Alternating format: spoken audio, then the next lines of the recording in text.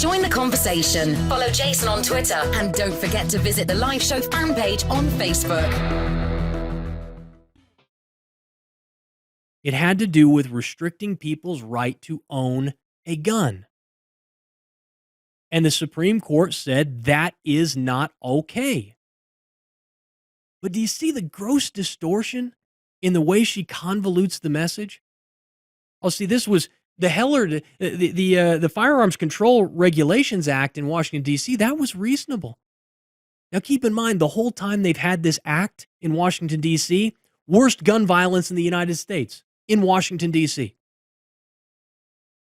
That's because criminals don't abide by the rules. Well, not to mention, I can't remember. It's been, a few weeks before I read it, but where the Second Amendment where it says shall not be infringed, I don't remember there being a subsection where it said unless it's common sense regulation. I don't remember that part. That's really important because in the next clip, Hillary's talking with, he's actually talking again with, what's his name from last night?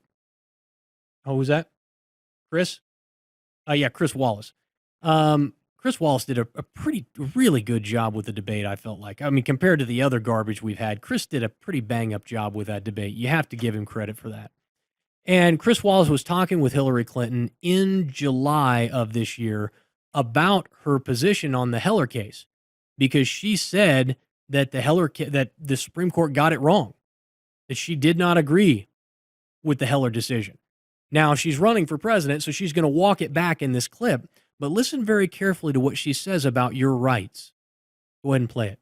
I think what the court said about there being an individual right is in line with constitutional thinking. And I said in the convention, I'm not looking to repeal the Second Amendment. I'm not looking to take people's guns away. But I am looking for more support for the reasonable efforts that need to be undertaken to keep guns out of the wrong hands. And the Second Amendment includes an individual right to bear arms. Yes, but that right, like every other of our rights, our First Amendment rights, every right that we have is open to and even subject to reasonable regulations. There it is.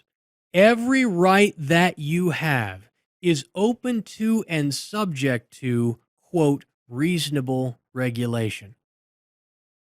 You see, they have taken away the absolute right to own property, to protect your life and your family. That's not even up for discussion.